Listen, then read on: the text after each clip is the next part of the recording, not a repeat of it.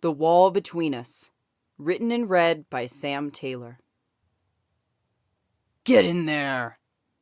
Marcus was tossed into the cell, landing hard against the concrete floor. He ignored the pain in his hands and knees, turning back to see the metal door to the hallway sliding closed. No! He screamed, catapulting himself towards it. He had no chance. He hit what was now no better than a wall with a thud. The enforcer who brought him in peered down from a small, square window in the door. Calm down, you little shit. You should have known what was waiting for you when you started causing trouble. He growled before his face was gone, and his footsteps could be heard disappearing back down the hall. Dumb kid. Marcus turned to the source of the noise. In the shadows of the opposite side of the cell, an older man sat sprawled across a small cot. There were 3 cots in total in the cell, each lined up with the longest end against a concrete wall. The only side of the cell without a bed was the one with the door. On the far end of this wall, where it didn't slide, it looked like there was a small seat, what would later prove to be the toilet. The man glared at Marcus a moment more before he rolled over and faced the wall, leaving Marcus to himself. Tears pricked at his eyes as he retreated to the bed farthest from his new roommate. He curled up in a ball and tried to keep from crying. There was a muffled rumble, the door to the cell adjacent to them sliding open. An enforcer yelling some obscenity as he tossed someone in, a similar experience to Marcus's own. Slam! The door was shut, and the enforcer left. In the cell beside Marcus, Louie attempted to push his body from the floor. Unlike Marcus, he arrived with far more damage from the fight than initiated the arrest. His limbs ached in protest, especially a spot in his side where he had been kicked. He grabbed at the area, applying gentle pressure as he heaved himself to his feet.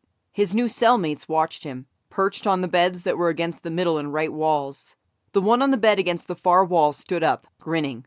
There was something in that grin that Louie didn't like. Well. Wondered if they'd ever fill that empty bed. How long's it been since we lost the last one, Bo? She looked over at the other who was still seated. Long time, Kane, Bo grunted. Bo didn't smile at Louie. He glowered at him, never turning his eyes from the new addition, even when his cellmate spoke to him. Kane seemed pleased with the answer and turned her attention back to Louie. She closed the space between them, so she was nearly pressing up against him. She looked down, being nearly a head taller. Louie had a lot more weight than her, bursting at his own red jumpsuit, but he doubted that would matter. The sleeves on Kane's jumpsuit had been torn off, the only difference that marked hers from what any other prisoner wore, and her arms were taut with muscle. Louie didn't think he could stand a chance against her, and hoped he never had to try. You're so freaking young. How old are you? 16. Scared, are we? Kane leaned back and laughed. Oh, you're going to be fun. We've been so bored, huh, Bo? Yeah, bored. Bo still hadn't moved. Not even his expression had changed. There was something different in his voice this time. Some small change that Louie couldn't exactly place, but made him think that on the inside, Bo was grinning wider than Kane. Kane shoved him, and Louie stumbled backwards, unable to catch himself and landing hard on his butt. His bruised body cried out in protest, and he bit his tongue to stop himself from yelling out, tasting blood. Get to your corner, Kane ordered, pointing toward the empty bed. Louie didn't argue, crawling to the indicated direction. When he tried to pull himself onto it, Kane came up from behind and kicked him. No, she growled. Under it. Louie turned to her, his eyes wide and pleading. The ground was concrete. The mattress may not have been much, but it was better than sleeping on cold rock. Under it, Kane repeated. He looked at those muscles on her arms again, that sickening enjoyment in her face at his pain. A knot of anger twisted in his stomach, screaming at the injustice, yet his body slumped. He was overtaken by a wave of weakness. It had been a long day, and his body throbbed as the weight of it all crushed down on him. Louie turned his face down and crawled beneath the bed, pressing himself up against the wall and as far from Kane and Bo as he could get. As he fought back the urge to cry, afraid the sound of the slightest sniffle could instigate his cellmates, Louie noticed a hole at the base of the wall where his head rested. The opening was slightly smaller than his balled fist and made a tunnel through the width of the wall. Louie peered through it and could see the floor of the cell beside him. The more he focused, the more details he could make out. It hurt his head to do it, but when he tried hard enough, he could make out the cot on the opposite side of the room. There was a creaking sound as the bed that the hole resided under shifted. Someone was on the opposite side of the wall. Marcus couldn't hear every word through the concrete. It was the words he could make out that had grabbed his attention. He was certain he had heard the new addition say 16. That was enough to fill him with hope. It was a whole group of them that had been taken at once. There were a couple 16-year-olds among that gang. He had also heard under the bed. If he had any shot at making contact with who he thought might be on the other side, it would be as close to them as possible. He shifted, making the bed frame squeak, and rolled himself off the mattress, lowering his body onto the floor. He checked over his shoulder in case his cellmate was questioning what he was doing. He needn't have bothered. His back was still turned to Marcus. He let out a sigh of relief and slid the rest of the way under the bed. It was only when he turned to face the wall that he noticed the hole and the eye peering through it. Marcus clamped his hand over his mouth, stopping the yell of surprise. "Is that Marcus?" A familiar voice drifted through the hole. Marcus's eyes widened and he nodded before he could bring himself to pull his hand from his mouth and whisper back. Yes, it's me. Louie?" "Yes." I thought I'd never see you again. Louie, I'm scared and..." "Shh." Louie hushed him. Marcus had been letting the volume of his voice get away from him in his excitement. Marcus reddened. "Sorry," he whispered. "It's okay. I understand. I'm happy to see you too." He grinned. Marcus missed this. The hole still only allowed a view of one eye. When he was further away from the hole, Louie had a better view of Marcus, but Louie didn't dare move back so Marcus could get a better view of him. "Did they hurt you?" Marcus asked, scooting closer to the wall. "No, they only aggravated what was already hurting. As for the future..." Louie sighed. "Do you have a cellmate in there?" Marcus nodded, forgetting Louie wouldn't be able to see. "He said 2 words to me and that's it." "Not a bad deal." "I'm so scared, Louie." Marcus sniffed, the tears coming at him harder this time and managing to spill over. Marcus tried to keep his whimpers low. "What about my moms? How will they know what happened? They'll be worried." "They'll find out, Marcus. A big roundup of kids like this, that's not small news." "They won't let them see us, will they? I don't want to never see them again." Marcus choked and had to stop. If he opened his mouth again, he wouldn't be able to keep his sorrow quiet. "No, they won't let them see us." Louie sighed, racking his brain for anything that might be comforting. He thanked the universe that he of all people had been placed alongside Marcus. He had to appreciate small miracles. If there were anyone Louie would choose to be imprisoned with, or beside, it would have been Marcus Angle. Vaughn, the leader of their group, had often asked Louie, "Doesn't that clingy pipsqueak bother you?" To which Louie would always smile from ear to ear, picturing Marcus's earnest face, and he would say, "No, I find him cute." This would always earn him a good eye roll from Vaughn. This reaction never bothered Louie. He could care less what others thought of his choices. He had grown up feeling that no matter what he did, he never seemed to be able to please anybody, so why try? Better to do what's best for him and hold those who actually did give a damn close. People like Marcus. Marcus had been there for years. They lived in the same building, several doors down from one another.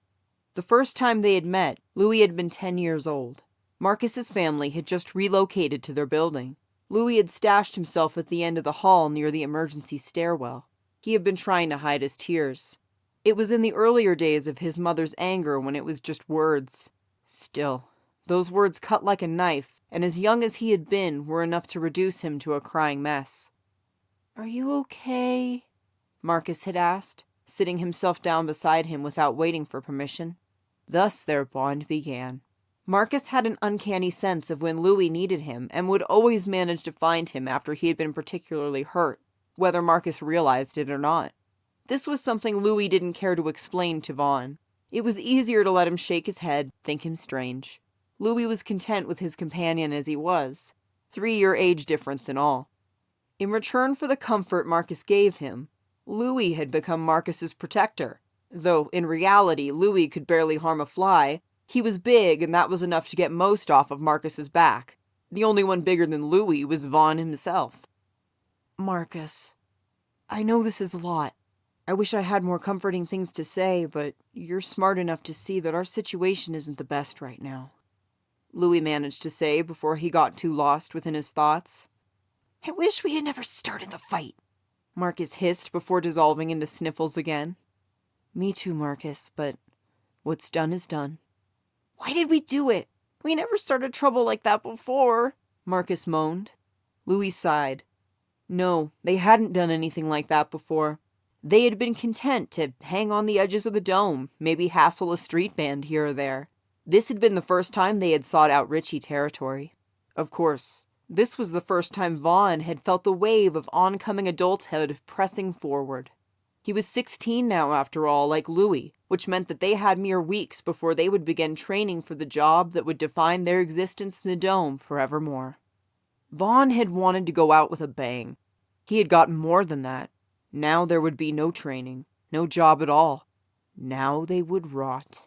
Such as it was in Aquaria. Call it a death wish Vaughn had, Louie sighed. Death wish? Did Vaughn die? No, he didn't die, at least not as far as I know. I just mean, he didn't care what happened to him. He was scared of the future and willing to take bigger risks than normal. Does that make better sense? Louie explained. Yeah, okay, that makes sense. Marcus bit his lip. Louie, can they really keep us in here forever? Just like that? Louie felt the tears brimming his own eyes now. Unfortunately, they've done it many times before and gotten away with it, so I'm gonna have to say yes. 2 years later. Get back here, you asshole! Kane hissed, grabbing at the back of Louie's jumpsuit. He had lost a lot of weight during his incarceration thus far, and they hadn't bothered to give him a new uniform. Instead, he swam in the extra fabric, his ankles forever exposed thanks to his gain in height. Kane used this new tool to her advantage, pulling Louie backwards into her. Yet Louie had learned a lot in the time that had passed. His clothes may have had an extra handhold, but his personal fighting skills had strengthened in opposition. Kane and Beau's constant harassment had served as a form of practice. He bounced back from Kane before she could lock an arm around him and turned to face her. I'm done with your fucking beatings, Kane. I'm not a punching bag. I've never done anything to you. That's gonna change, he snarled. Kane threw her head back and laughed. As if you could take me. You had a better chance when you were heavier. The level of starvation they keep everyone at here keeps most rather weak. We'll see about that. Before Kane had a chance to realize what was happening, Louie charged, putting all his force into it. He plowed into his cellmate, pushing her backwards until they crashed into her bed, the screeching clang of the frame fighting against the metal chains that held it in its place echoing around the small concrete space. Let go of me! Kane screamed. What? Can't handle it when the tables are turned? Louie growled, kicking her in the shin before backing away. Beau appeared behind him, swooping in and crushing Louie into his own body in a death grip. You're fucking stupid, you know that? His voice was low and menacing. He spoke directly into Louie's ear. Do you know how easy it would be for me to snap your neck? We could end this right now and wipe the slate clean with a new cellmate and get your annoying ass out of our hair. Louie's forehead had broken out in a sweat. His whole body was quivering. Please. What was that? Beau sneered. Please, don't kill me. I don't want to die. Beau grinned and shoved Louie to the floor. Then crawl back to your hole, little rat, and don't you dare think about fighting back again. You hear me? I hear you, Louie wheezed, scrambling on his hands and knees for his spot under the bed. Beau kicked at his butt as he went, projecting Louie forehead first into his bed frame. He was bleeding from a small cut that had opened up by the time he curled himself up against the wall. Marcus was already there. "Are you all right? I heard yelling." His voice had deepened, one of the few signs they had of the passage of time besides Louie's own changes, and the physical changes Marcus had endured that Louie couldn't see. Marcus's own height had shot up to match Louie's. He had more of a problem with his jumpsuit being too short. Not having been as large as Louie, he did not have as much excess fabric hanging out, which may have caused him more discomfort in the long run. "I'm okay, just banged up. They've done worse to me," Louie reassured. "How's your cellmate doing?" He needed a change of subject, anything to get his mind off the headache that was starting to form. Marcus was quiet at first. "Not well. I don't think he has much longer." They both dissolved into silence. Marcus's cellmate had never warmed up to him, but as it turned out, he was in constant pain. The only reason Marcus had figured it out was because he had awoken in the middle of the night several months before to find his cellmate had fallen out of bed.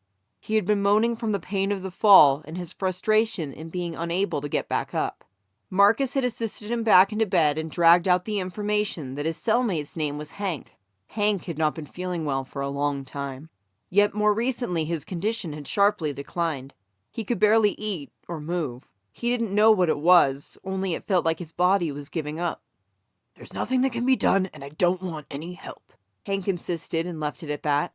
Those were the first and probably last words he would ever speak to Marcus. Now it was merely a question of how long he would last.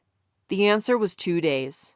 The minute Marcus realized that Hank was no longer breathing, he began to bang on the door for help. The enforcers would have ignored him had his yelling not caused an uproar among the other inmates trying to get him to shut up, which he assured them would not happen until the enforcers took care of his deceased cellmate. Grudgingly, they took the body away. There was no word on what may become of it beyond that.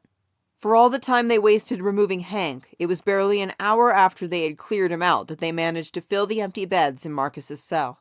Rather than the shady characters he expected, much to the tune of Louie's cellmates, the enforcers pushed in a young couple that couldn't have been older than their mid-20s. The man was quiet and did not resist, only glared daggers at the enforcers as he was shoved inside. The other was crying at the top of her lungs. "We have a child! You can't do this!" "Should have thought about your child before making the choices you did," one of the enforcers snarled before slamming the door in her face. She dissolved into sobs, and the other newcomer pulled her close. She burrowed her face in his chest. He stroked her hair as he declared, "I regret nothing. My sister will take good care of Liza, I'm sure. She may have her own kids, but she's had a soft spot for our little rascal since the moment she laid eyes on her. It won't take long for Temperance to send Sid to go check on Liza. News of us being jailed is going to spread like wildfire. Besides, we've been raising our kid to be strong." It was at this point that the man noticed Marcus watching him from the bed. "Well, hello there," he greeted. "Hello," Marcus squeaked, spooked by the friendliness. The woman pulled herself away from the man, so she could look at Marcus as well. She had stopped crying, but her eyes were still shiny, her face blotchy and red. "The name's Jim Carell," the man went on. "This is my wife, Dell." "Marcus, it's really nice to meet you. My last cellmate didn't talk much." Marcus cleared his throat. "Married, huh? You sure lucked out being put together." Jim grinned. One of the enforcers was actually pretty annoyed about that. No other availability at the moment, I guess. Otherwise, they would have split us up instantly. It's what they get for overcrowding this place. I mean, shit. How old are you even, Marcus? Marcus ran a hand through his hair. "Well..." Dell's brow furrowed. "You don't know?" she gasped. "I mean, time sort of blends together in this place, and after a while, it's gotta have been at least a year." "Easier question," Jim cut him off. "How old were you when they threw you in?" 13. Dell looked like she was about to faint. "I was aware of this shit. It's exactly what we were fighting against, but it makes the reality no less disgusting," she mused. "Are fighting against," Jim corrected. Dell frowned. "Jim, how the hell are we supposed to do anything from in here?" Jim shrugged, but there was a determined glint in his eye. "I'm not sure yet, but I'm gonna find out." "What are you in here for?" Marcus couldn't hold back his curiosity. "Trying to make a change." Jim walked closer to Marcus. This place is fucked. I'm sure you already know that, but it doesn't have to stay that way. Those of us that are being pushed down, there are more of us than them. If we could just realize that and join together. And that's why we're here. We were trying to bring others to a revelation, and the wrong people found out. People who understand what we're doing and don't want it to happen. Well, that and even a threat of assassination is a pretty heavy offense. Someone ratted us out. Scared of how serious we were getting, apparently. Not a day after the first meeting, I even suggest taking Avarice out, and the enforcers are at our door. I'm sorry, Jim, Marcus squeaked. Jim's brow furrowed. You don't need to be sorry. You're just as wronged as we are. A couple years ago now, I think it was, I remember there was nearly a riot when a gang of kids, the eldest no more than 16, was tossed into the jails.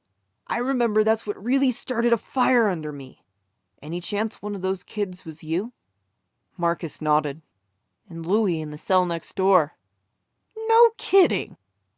He's not as lucky as me on who he has to live with, but we get to talk at least. There's a crack in the wall under my bed, Marcus explained. Jim put a hand on his shoulder. We're gonna find a way to make this right. Over his shoulder, Marcus could see that Dell looked doubtful, but she didn't say anything. Marcus looked back at Jim. But how? Like I said to Dell, I don't know yet, but I plan to do my damnedest to try. What the hell is going on over there? Jim motioned toward the wall that separated their cell from Louie's. A sudden burst of noise had started coming from Louie's side minutes before. It started with yelling, spare muffled words leaking through the concrete like shit and get up. There had been a rattling, perhaps of Louie's bed frame against the wall, then a hard thump further down the wall a moment later. Marcus put a hand to the concrete, flinching every time he heard a new bump. It's probably Kane. Kane? I told you, Louie didn't get as lucky with cellmates as I did. Are you telling me there's a beating going on over there? Dell fumed. Marcus couldn't bring himself to look at either of them and directed his nod to the wall. Every day, as long as we've been in here, he whispered. His heart ached for Louie's pain and his own helplessness, only being able to sit by and listen. How many times had Marcus fantasized himself somehow managing to break through the wall and defend Louie against Kane, who in all his fantasies for some reason was bald with eyes as red as all their jumpsuits. But that was all it was, a fantasy. Marcus couldn't protect Louie. He could barely protect himself. More often than not, it was Louie talking Marcus down.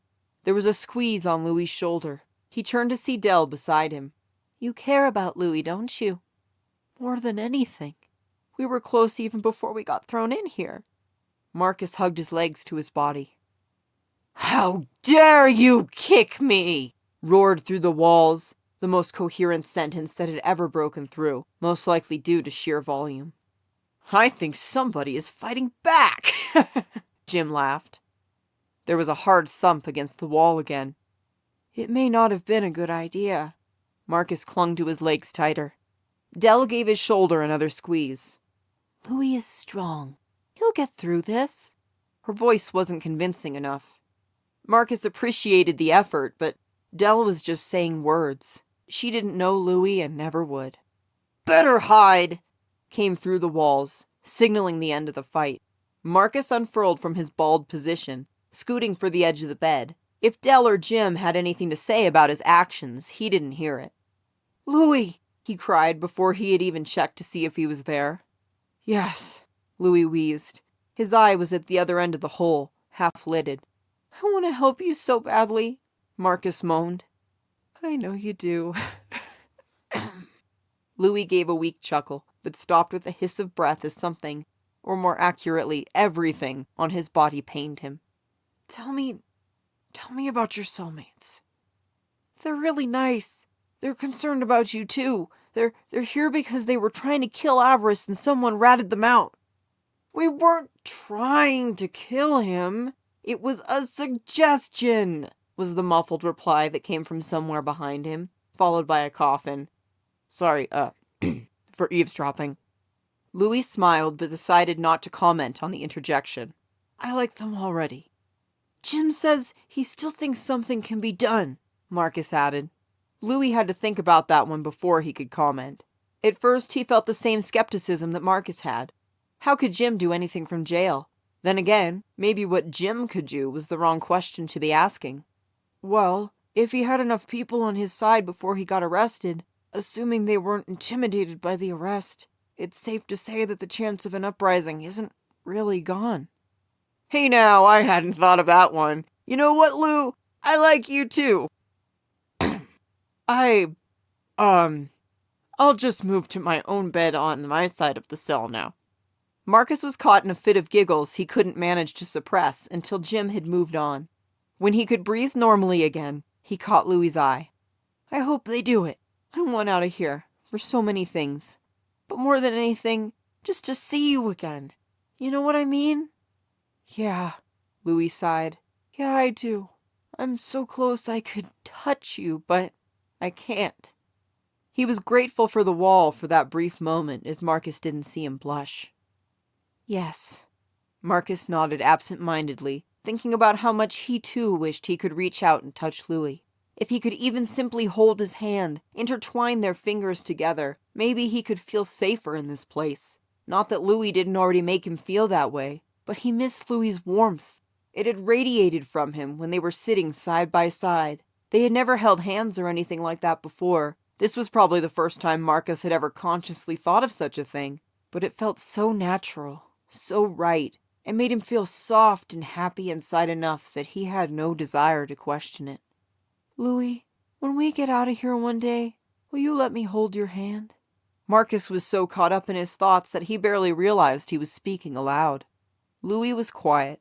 Marcus panicked and went beet red, but found his throat had stopped up, making any follow-up explanation impossible, not that he had one. In truth, Louie had also gone red, but inside, he was also exploding with happiness at a long-held hope now realized. He had discovered his own feelings for Marcus early on, but Marcus had still been so young. Louie was afraid to make a move for fear it being too soon or somehow seeming pushy, or the worst possible outcome of all, ruining their friendship. Besides, Marcus had been so close to him, but as Louie had assured himself many times, Marcus could easily see their relationship as more brotherly, a possibility he had to prepare himself to face as disappointing as it might be. Yet this was the first sign that Marcus had ever given him that he might be something more. That, or he could be overreacting and for Marcus hand-holding was completely platonic. But that was an embarrassment he would let himself live down later. This was all merely hypothetical at this point anyway, as they were still in jail. Marcus, if we ever get out of here, you can hold my hand as much as you want. Marcus, who had been silently panicking the entire time Louie was silent, let out a sigh of relief, although the tumbling and fluttering deep in his stomach did not stop. Louie's eyes shot open in the darkness as something clamped around his ankle, dragging him out from under the bed. It was definitely the middle of the night. The light in the cell was off, the only illumination shone in from the hall through the tiny window on the door. When his ankle was released, Louie flipped over to his back. He looked up and saw a lone strip of light falling across Beau's face. His eyes were dark, dangerous. His face in that same menacing neutral state it always was. He squatted down so he was eye to eye with Louie. He was plunged into shadow, yet somehow his eyes still seemed bright. Do you know what you did? His voice so low a growl Louie could barely make out the words. What? Louie stammered. His body had begun to tremble. He felt frozen to the floor. You don't, huh? That's what I get for believing you when you say you understand. Beau pressed himself closer until his face was inches from Louie. The stench of his warm breath blasting Louie's nostrils with each word he spoke. I told you not to fight back, and what would happen if you tried again. Louie's mouth went dry. He knew what Beau was talking about now. His body shook harder, his heart rate skyrocketing as his brain began to scream. Say something, move, anything. You need to do something, you need to do it now. For all the urgency, Louie's body still felt locked in place. It was like his brain had lost its connection with his limbs. Yes, you remember. Beau grinned. Not once, no matter what was happening, had Louie seen Beau's lips as much as twitch his entire time he had been locked up with them. Seeing his mouth spread into a toothy smile now made Louie's blood run cold. Bo lunged forward just as Louie managed to awake his body from its stupor, rolling off to the side before Bo got hold of him. Louie crawled toward that small window of light, grasping at the cold metal door, using it to help stand himself back up. He could hear the shuffle of Bo coming back up behind him. His stomach was in his throat. Louie began to work on autopilot. He balled his hands into fists and began to pound on the door, the sound filling the void of silence. "Help!" he screamed. "He's going to kill me! He's—" A hand clamped over Louie's mouth and pulled him back. Another hand wrapped around his middle, pinning him against the other body. "You little shit! Shut the fuck up!" Bo hissed. "What's going on?" Kane was sitting up in bed, rubbing at her eyes. Louie struggled at Bo's grip over his mouth, wriggling his head until he could position his mouth just right and chomp down on Bo's hand. Bo screamed and loosened his grip in surprise. Louie was at the door again, banging at it even harder, screaming louder. "He's going to kill me! Please, help! Bo grabbed him again, crushing his hand so hard over Louie's mouth that his fingernails dug into his cheeks. "I said shut up!" Kane hadn't moved from her bed, though she was sitting on the edge of it now, her legs hanging over the side. "Bo, either you help me, or you sit right there and shut the fuck up too," Bo snapped, whipping his head towards her, his eyes glinting with rage. There was a banging on the wall beside them, Marcus's side. "You leave that kid alone, you hear me, fucker?" That had to be Jim.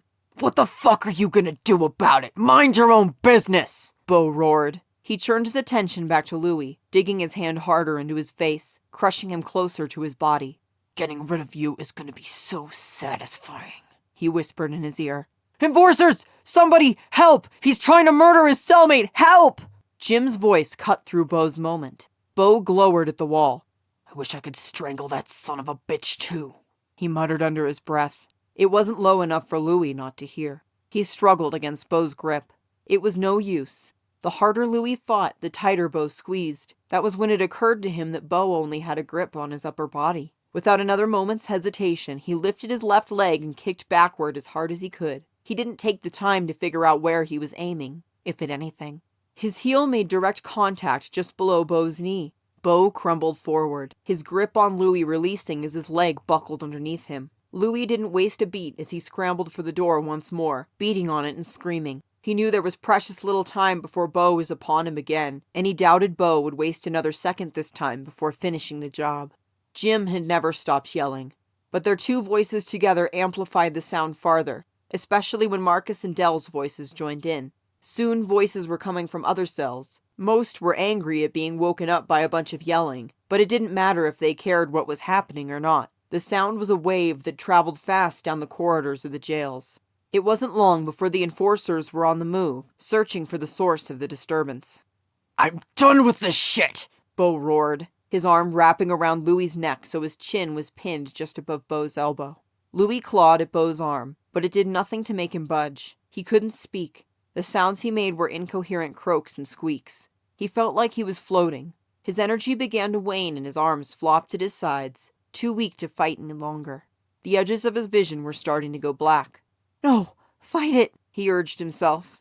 The door slid open, light pouring into the room along with two enforcers. When they saw Louie, pale and nearly unconscious in Bo's grip, they kicked into gear, pulling the two apart from one another. Bo didn't fight it as one enforcer pinned his arms behind his back and pushed him towards the door. He shot one last hateful sneer towards Louie before the enforcer forced him out of the room. The other enforcer had laid Louie down on the floor, unsure if he should move him even as far as the bed. "Can you hear me?" Louie had never fully passed out. Everything had happened so quickly, he had become so foggy already that it was too much at once. He was beginning to come back now, that awful spinning sense of impending loss of consciousness lifting. "Yes." "Can you move?" Louie turned over onto his side. It took a second for his head to catch up with him, but he knew he wouldn't pass out. "Gotta go slow," he coughed after he made it to his hands and knees and had to pause. "I'm going to go get backup and get you to medical. Don't move too much." The enforcer turned to Kane and narrowed his eyes. "Do I need to worry about any shady business from you?" Kane shook her head. "I'll stay here. Won't move. Had nothing to do with anything. Sat here the whole time." The enforcer still eyed her as he moved to the door. If he's not alive or conscious by the time I get back, you better have a damn good explanation for me." He slammed it shut behind him, and they were plunged into darkness. Kane didn't say a word. Louie heard her bed squeak, the light scuffle of the thin covers as she faced herself to the wall away from Louie. That was more than he could have asked for. "Louie? Louie?" It was no whisper that called through the hole in the wall now. Why bother? Louie dragged himself under the bed. "I'm here, Marcus. Are you okay?" Not sure if okay is the right word for it. Shaken up, sore, maybe bruised in the neck area, but I'll live. "What happens now?" Louie felt a sinking feeling in his stomach. "They said they wanted to take me to medical, but they didn't say anything beyond that. They took Bo away. I don't know if they plan to bring me back or..." "Or what?" Marcus cried. Louie bit his lip. He didn't want to put it into words. He feared it so much. "They might transfer me to a new cell," he whispered, tears at his eyes. "They can't do that," Marcus moaned. "They can't! We need each other! They can't take you away from me!" He began to sob, unable to control it. Dell tried to rush forward to crawl under the bed and comfort him, but Jim held her back. "Let them have a moment," he whispered. "Marcus, if I never see you again, there's something you need to know." "Please don't talk like that," Marcus wailed. "Please don't talk like that." "Marcus, please. I have to say this, or I'll never forgive myself for not saying it." Louie's voice was soft, but it was enough to catch Marcus's attention. It took him a few moments to get himself under control, but finally his occasional sniffs were easy to talk over. What is it, Louie?" Louie's mouth went dry, his stomach turning over a few times. "If you don't do it now, you never will." "Marcus, I love you. I have for a long time. It started before I knew what it was. I love you, and I always will love you. Even if I never see you again. And especially if I do." There was a crashing sound as the door to Louie's cell slid open once more. "Where'd he go?" "There, the feet under the bed." Footsteps advanced. "Marcus, they're here. It's time." "But..." Marcus had barely processed what Louie had said, was still floating and trying to figure out what that fluttering was deep in his stomach. They couldn't take Louie away now. "Stay strong," Louie urged him, "because you are strong." If he was offended that Marcus hadn't commented on his previous statement, there was no sign in his voice and there would be no elaboration. The enforcers pulled him out from under the bed. "What were you doing under there? Come on, let's get you to medical." 10 years later. The door to the cell clanged open, light pouring in and disrupting the darkness. "Marcus Angle, get up," an enforcer yelled through the doorway. Marcus stirred on his bed, blinking his eyes as he tried to figure out what was going on. He had been asleep, dreaming of something, but already it was slipping from him. Someone had been telling him something. Had Louie been there? Already it was gone, and the enforcer was yelling again. "Hurry up!" "I was asleep. Give me a break," he grumbled low enough the enforcer wouldn't hear as he heaved himself out of the bed, balancing himself on wobbly legs. "Time to go." The enforcer grabbed Marcus's arm and dragged him from the cell, not waiting to see if Marcus would walk out of his own volition. "Where are you taking me?" Marcus was feeling a little more present now. As the enforcer slid the cell door shut again, the sound didn't come through a fog like it had been since he had opened his eyes. It made this feel less like a dream, if only slightly. They began a march down the hall, but the enforcer had not answered Marcus's question. "Where are we going?" he pressed. "You'll see soon enough," the enforcer grunted. Marcus knew better than to ask further. It wouldn't go anywhere. His stomach sank, his body going cold as he continued to wake up, and the reality of what was happening began to occur to him. It wasn't a good thing to be taken away without warning.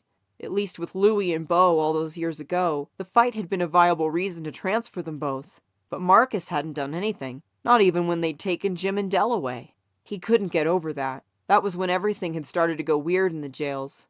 It was still hard to tell time, but he was sure it hadn't been more than a month since it had happened, maybe even less.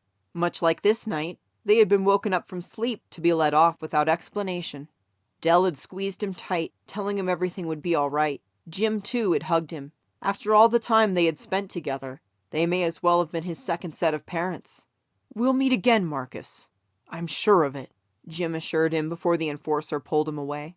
All Marcus wanted to do after that was recede back into himself. So much had been taken from him. His mom's, his freedom, Louie, the Corrots. What next? What could he possibly have left to lose? His new cellmate arrived 2 days later. While Marcus tried to give off the impression that he had no desire to talk and would be content curled up on his bed staring at the wall, his new cellmate Cy wouldn't have it. "Listen, you. Stuff's going down. Don't you want to know what's coming?" "How could you possibly have obtained any sort of information?" Marcus grunted. "There's talk." "Again, how could you talk to anyone? Not like concrete makes it easy unless you want a shouting match." His stomach twisted at the thought of the crack in the wall beneath his own bed. All those long conversations with Louie that made him feel so safe all those years ago. Where was Louie now? Was he still alive? Was he thinking about Marcus as much as he was thinking about him? He was taken from his solemn thoughts by Cy's voice. "Do you not look around you on shower days?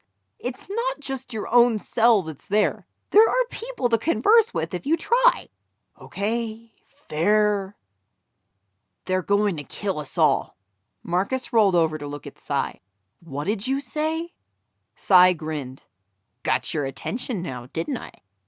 I said that they, as in the powers that control this place, as in Lord Avarice himself, are going to have us all killed to solve the overcrowding issue down here and start fresh." Marcus sat up, staring off over Cy's shoulder as his mind repeated, "Gonna kill us. Gonna kill us." He felt so small, so helpless. He may as well have been that scared little 13-year-old that had been tossed in the cell in the first place. "Just thought you should know." Marcus scowled across the room at them. "Just what I needed," he muttered. "More things to be upset about." Now he was being led away, and he couldn't help but think of that conversation again. Was he being taken away to be killed? Was that what they did to the Corrots? Is that how it was to happen? They would be led off to the slaughter one by one? Up ahead, there was a group of 3 other prisoners. They were accompanied by 2 enforcers. "Got angle?" one of them called out. "I do," the enforcer beside Marcus confirmed. "Weren't there supposed to be 2 more?" "They're on the way. We'll cross paths before we exit." Marcus was pushed toward the group, and one of the other enforcers stepped forward to greet him with cuffs to secure his hands behind his back, as he now noticed was the case for his companions. He couldn't get a better look at them before a bag was thrown over his head and he was plunged into darkness. They were marched, blindfolded this way. He heard it when they met up with the others, their progress stopping for a brief moment before the enforcers got them going again. Without seeing where they were headed, the path seemed to drag. It gave Marcus too much time to worry. Would they get to see their surroundings ever again? Or would they die hooded like this? As it turned out, they would not die that night. The bag and cuffs were removed, and Marcus found himself being tossed into a small, solitary room with a flimsy-looking bed on wheels. He did not sleep much that night, but not because of the uncomfortable bed. There were too many questions. Were they going to be killed or what? What else could they possibly be useful for? The next morning, an enforcer led him through what seemed to be a maze of hallways in some sort of elegant place. There were all sorts of objects on display. Things that Marcus could put names to that looked like jewelry or statues, but others he could not. They passed by with no chance to stop and gawk. Before Marcus knew it, he was tossed into what looked like a small auditorium with shocking white walls and a domed ceiling. There were 7 fold-up chairs that had been lined up before a small stage. Already there were 3 prisoners there seated next to one another. For the short glimpse he had caught the night before, Marcus managed to recognize them as the 3 he had been brought in with. He joined them in the chairs, leaving an empty one between himself and the closest of them. He did a double-take as he did when he realized that 2 of the others were twins, only discernible by the fact that one had faded blue tips in her long blonde hair, while the other had the remains of pink in hers. The one with blue leaned forward. "Any idea what's going on?" Marcus shook his head. "Wish I did." The girl shrugged her shoulders as if it was as much as she expected and said, "I'm Evie. This here is my sister Macy. And this is Angelica. We were all just getting to know each other." So, what's your name and what were you in for? What? She rolled her eyes. Macy and I were in a street band. We apparently were too much of a nuisance after a while.